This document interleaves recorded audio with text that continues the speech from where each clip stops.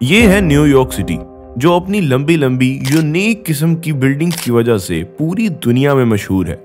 और इनमें से कई बिल्डिंग्स का शुमार दुनिया की टॉलेस्ट बिल्डिंग्स में भी होता है। और इन लंबी लंबी लग्जरियस बिल्डिंग्स के एरिया को बिलियनियर्स रॉ कहा जाता है, जहां एक एवरेज से अपार्टमेंट की प्राइस भी करोड़ों में है कि उसे कोई आम आदमी लेने का सोच भी नहीं सकता। मगर हैरत की बात यह है कि ये इतनी ऊंची ऊंची और इतनी महंगी बिल्डिंग्स आधी से ज्यादा खाली पड़ी हुई हैं और यहाँ पर कोई भी नहीं रहता। आखिर क्यों गैर कानूनी तौर पर बनी हुई इतनी ऊंची ऊंची बिल्डिंग्स में रहने की प्राइस इतनी ज्यादा क्यों है, और इन्हें खरीदने के बाद भी अमीर अमीर लोग इनमें रहते क्यों नहीं? अल्ट्रा लग्जरी नजर आने वाली इन बिल्डिंग्स के पीछे डार्क रियलिटी क्या है? आखिर कैसे की वीडियोस में खुशामदीद। ये है न्यूयॉर्क का बिलियनियर रॉ, जहां पर ऊंची ऊंची बिल्डिंग्स में एक एवरेज से अपार्टमेंट की प्राइस भी 700 करोड़ से ज्यादा है, यानी कि जिन्हें कुछ अल्ट्रा रिच लोग ही खरीद सकते हैं। पाकिस्तान और इंडिया के हिसाब से आपकी मंथली सैलरी 2 लाख रुपए भी हैं, तो एक अपार्टमेंट खरीदने के लिए पैसा इकट्ठा करने में आपकी कई जिंदगियां लग जाएंगी। इन्हीं में से एक बिल्डिंग का टॉप फ्लोर डेल कंपनी के मालिक ने खरीदा था 836 करोड़ में।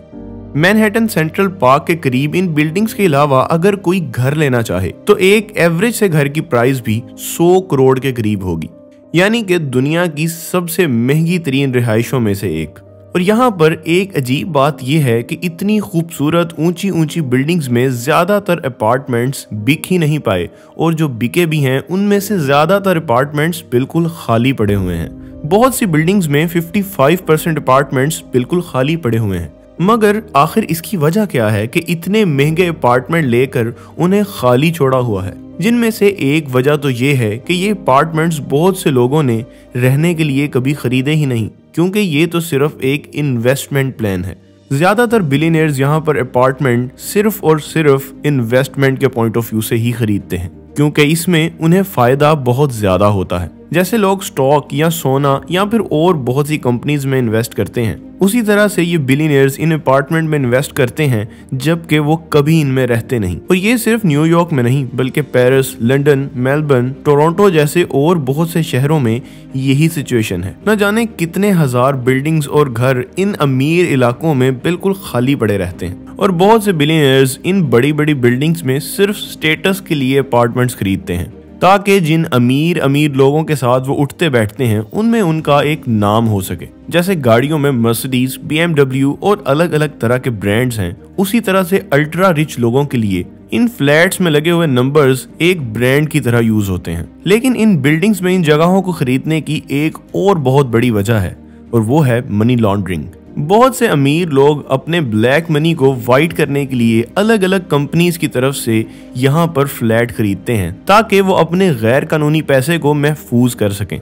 मिसाल के तौर पर पाकिस्तान या इंडिया में कोई भी अपना ब्लैक मनी गवर्नमेंट से बचाने के लिए इसी काम के एक स्पेशल एजेंट को देगा, जिसका पार्टनर बाहर किसी मुल्क में बैठा होगा, जो कि ये करोड़ों रुपए का ब्लैक मनी उससे लेकर किसी शेल कंपनी में इन्वेस्ट करेगा और फेक डॉक्यूमेंट्स के जरिए इस तमाम पैसे को व्हाइट में कन्वर्ट करके इसी तरह की बिल्डिंग्स में फ्लैट खरीद लेगा। एक तो ब्लैक मनी व्हाइट में कन्वर्ट, और हर साल प्रॉपर्टी के साथ मुनाफा भी, यानी कि एक तीर से 2 शिकार। यही वजह है कि इनमें से बहुत से अपार्टमेंट्स बिल्कुल खाली पड़े रहते हैं कई सालों तक, क्योंकि उन्हें खरीदने वाला उस मुल्क में ही मौजूद नहीं होता।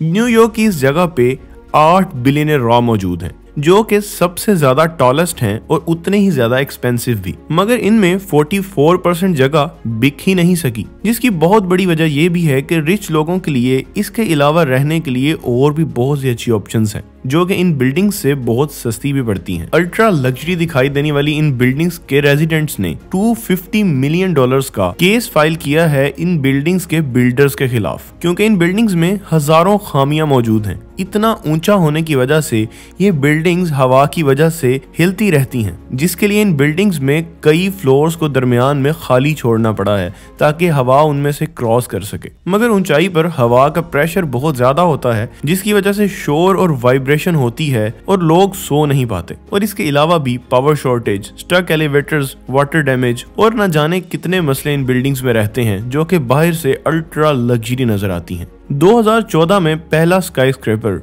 157 बनकर रेडी हुआ। उसके बाद जैसे इन बिल्डिंग्स की लाइन ही लग गई और अब ये हालात हैं कि बिल्डिंग्स इतनी ज्यादा है जितनी डिमांड ही नहीं।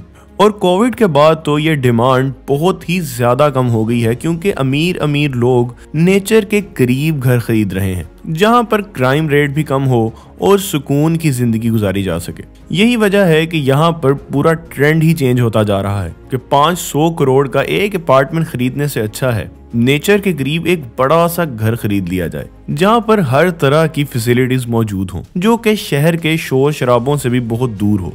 और इसके अलावा इनमें से बहुत सी बिल्डिंग गवर्नमेंट रूल्स को तोड़कर बनाई जाती हैं, क्योंकि न्यूयॉर्क में बिल्डिंग्स के लिए एक हाइट लिमिट है, यानी कि किसी प्लॉट के हिसाब से अगर हाइट लिमिट 100 मीटर्स तक है तो बिल्डर्स यहाँ पर 6 प्लॉट्स खरीद लेते हैं और उन तमाम प्लॉट्स पर 100 या 50 मीटर की बजाय एक बिल्डिंग को ही 300 मीटर से भी ऊंचा बना लेते हैं, क्योंकि बिल्डिंग जितनी पतली होगी लीगली उतनी ही ऊंची बनाई जा सकती हैं और वो जानते हैं जितनी ऊंची बिल्डिंग्स होंगी व्यू उतना ही अच्छा होगा और उतने ही ज्यादा पैसे भी आएंगे। और न्यूयॉर्क सिटी का सबसे अच्छा व्यू इन्हीं बिल्डिंग से आ सकता है, क्योंकि ये बहुत ऊंची हैं और जो दिखता है वो बिकता है, इसलिए इनकी कीमत बहुत ही ज्यादा होती है।